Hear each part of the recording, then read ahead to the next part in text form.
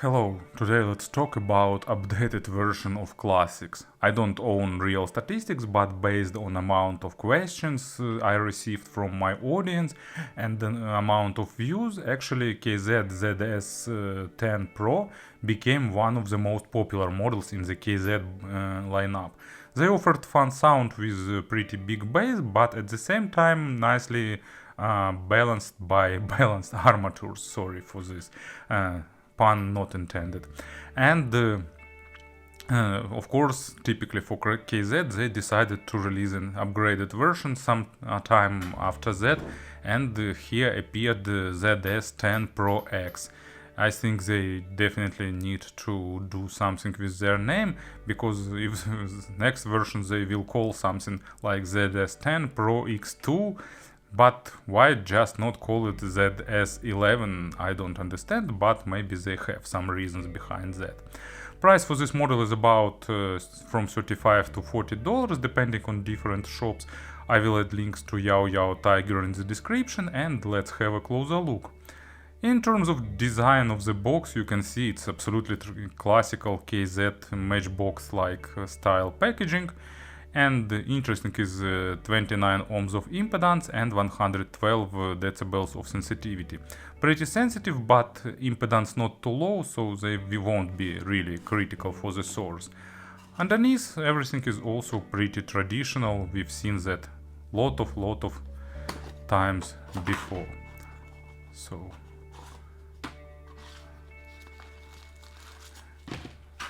they're trying not to spoil audience with some good accessories in the set.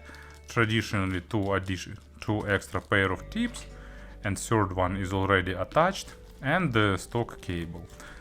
Not more, not less, but even for $36 I think now we can get some bit better accessories.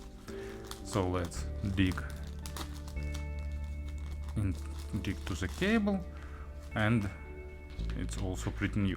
In terms of design, they really remind the previous version, that classical combination of metal and resin, and the inner part is transparent. You can see the internals, you can count the drivers, and at least see that necessary quantity of drivers is present here. Not sure if they all are connected to crossover, of course, but anyway, they are here.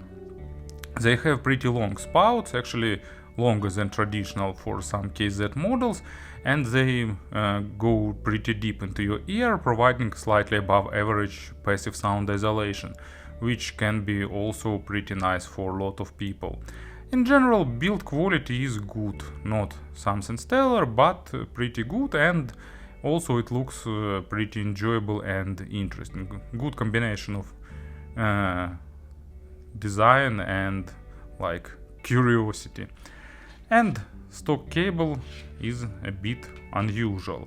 I don't know why they decided to switch to it, but we've got what we've got.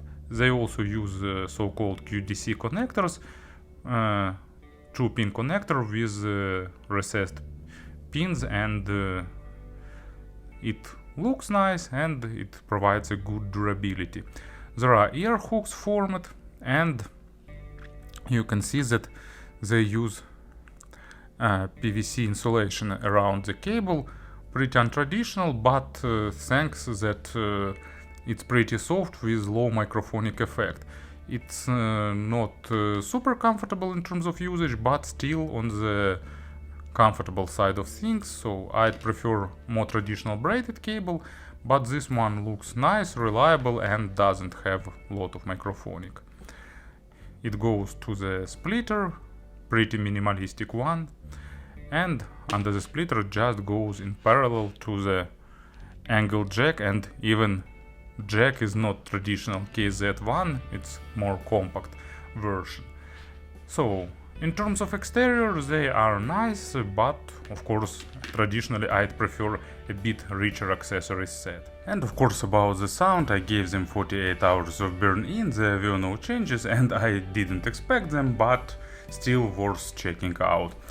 In terms of tuning, KZ decided not to change something from their really successful model ZS10 Pro, and it's pretty expectable outcome. So we got yet another big bass hybrid. So bass is really present here, but it's a bit counterbalanced with armatures, and armatures is the main change here, because they have bit better quality drivers themselves, and they are slightly better tuned.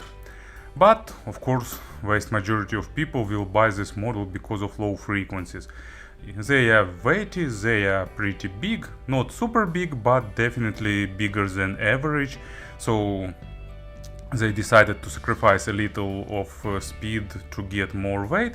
So depth is good, of course, accent is bigger than I prefer, so not my type of tuning, but for those who like bass representation, it will be a really good offer in this price segment. And mainly, of course, they fit for the electronic music, because you're getting really big and pleasant bass, and also it's pretty punchy, but weight is dominating here. And it's okay for the realistic instruments, but not the greatest choice in terms of naturalness, because they're lacking slightly that minor overtones and rich saturation of low frequencies. And also they exaggerating a little bit instruments in size, giving you that sense of more forwardness of instruments that goes to the low frequency domain. And as an example, here I selected Glitch Mob, Skullclub, really good electronic track. They have pretty mighty low frequencies here, and these earphones deliver it in really great way.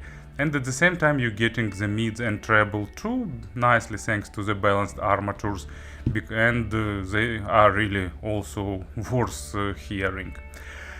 And actually there is slight bleeding of low frequencies to the lower mids. It's almost unavoidable when you have a really big accented low frequencies in terms of weight, but not too much.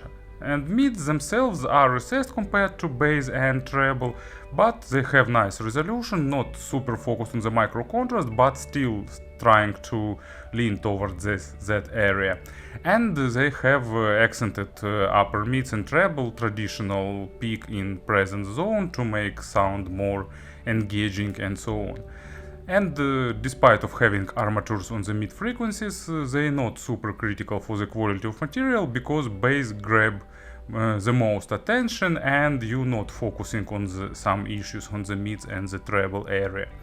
Imaginary stage is just about average in width, but at the same time they are slightly above average in depth. So I don't know how, maybe because of lot of vent holes, they building stage more in depth than in width, but still in general sense of three-dimensional instruments positioning is present. Not superb, but like enough to enjoy that.